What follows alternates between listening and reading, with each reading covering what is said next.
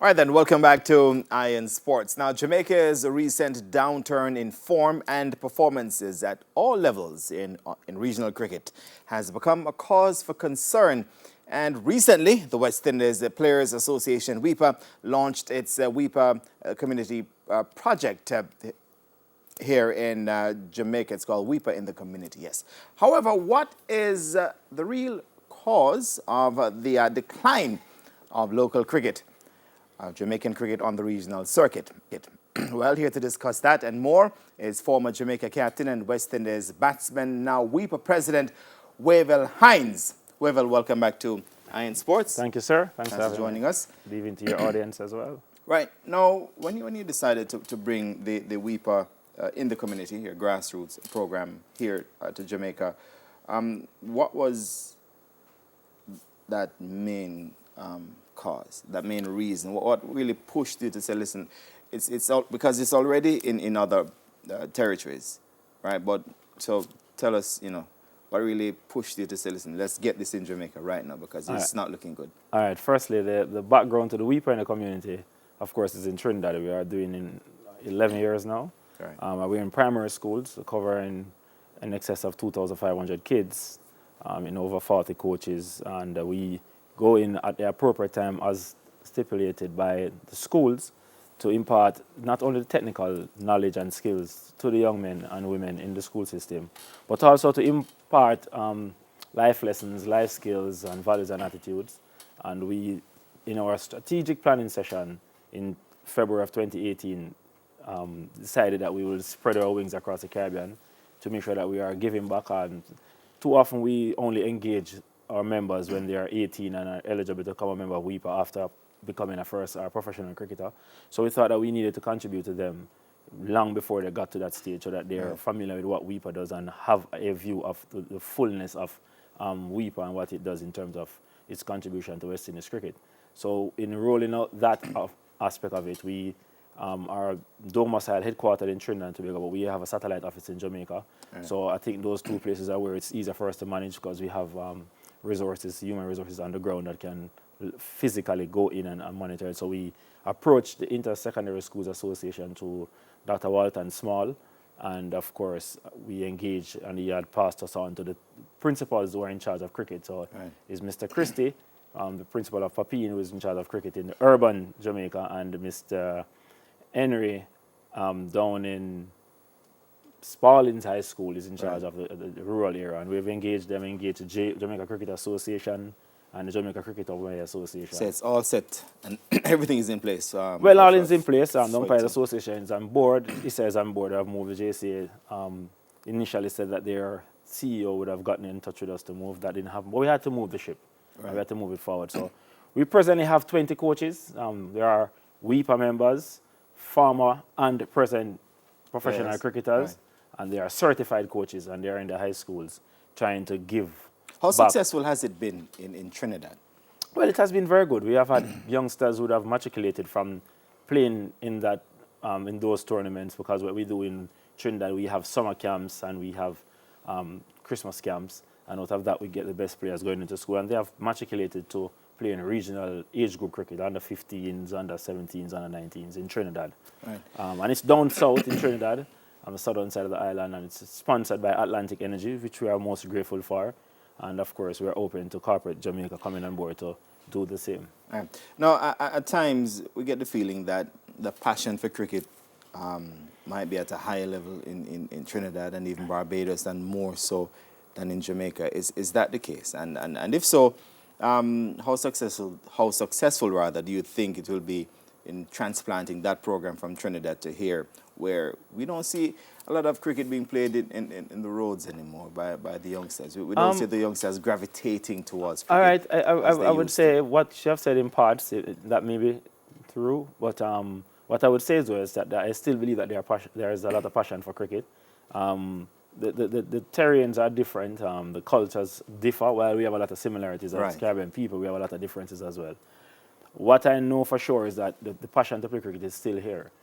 Jamaica is the biggest English-speaking cricket-playing nation in the Caribbean. And the number of persons participating in the game, if you put the other islands together, and we will still have more persons playing cricket in Jamaica. So that in itself tells us that there's participation, and especially at the youth level. What we need now is proper programs administrated that are manageable, that are repeatable, that to tap in that human to resource. tap into that human resource. And I think that this program that we have extended will help somewhat.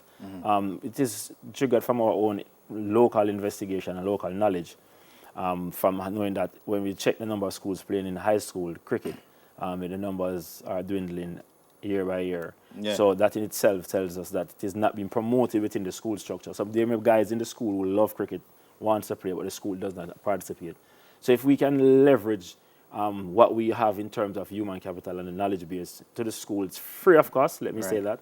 WEPA pays these coaches to go into the school and provide the technical skills. We want to then review what happened in the first year and then see if we can leverage and contribute to the maybe infrastructural development and all those things to give the school the platform to continue to play cricket and be able to in a position to sustain it. And do you have the full backing and support of the local governing body, the Jamaica Cricket Association, because they might have their own programs too, which they feel are geared towards their grassroots, the grassroots level? Well, that's a very, very good question. Now, what I would say is that when we started the program, we were very mindful of the importance of including, involving, engaging the Jamaica Cricket Association.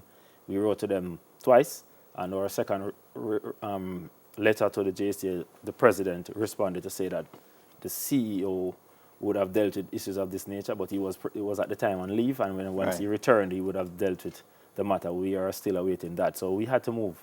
We are still open to having discussions. When at a fate, we went to ISA because we're going into the schools, and I'm sure that the schools ISA has its own competition.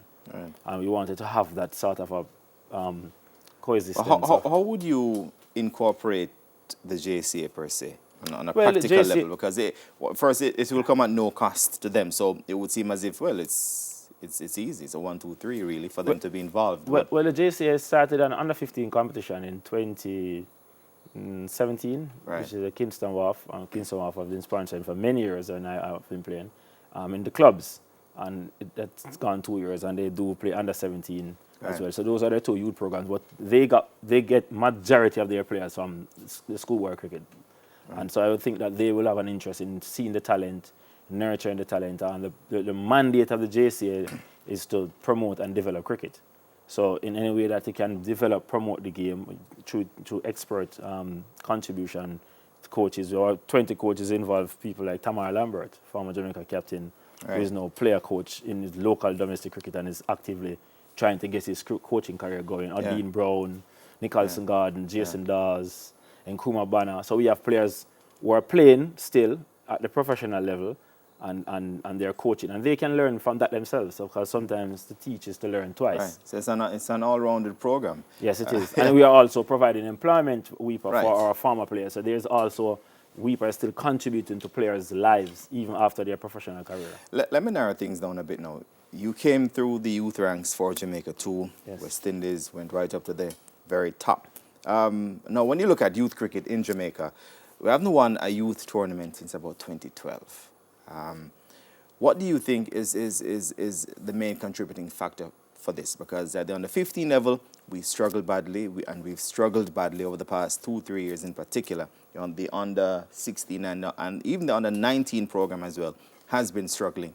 Have you been able to, from your observations, pinpoint any specific contributing factors or factor?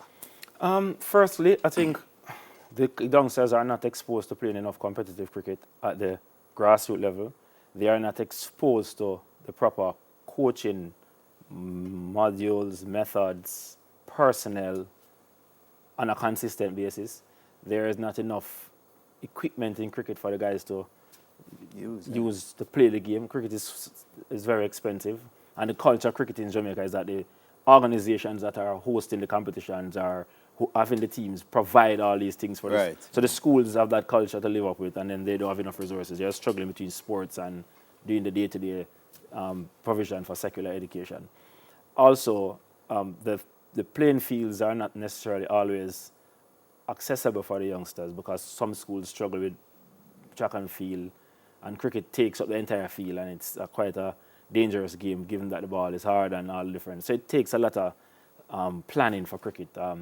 Football, you probably could take 1/4 of the field and do your thing and have a session. So cricket is a little bit more difficult. If you're going to play on the natural dirt surface, to develop the guys to play on that. And we just need to make sure that we are engaging the right persons and interacting with the kids at the early age, teaching them the basics. Yeah. Now, if you look at cricket, cricket is one of the sports in the Caribbean that you can get a career out of in a very handsome way, even if you don't make it to the international level. International cricketers' contracts are in excess of $190,000 as a retainer fee, and then thereafter you have match fees to take you. I like the direction you're going there, Wavell, because when we come back from this break, we'll be delving a bit more into how cricket can be made more attractive for the youngsters here in the Caribbean, and also looking a bit closer at Wavell Hines' own personal ambitions of late. Soon come.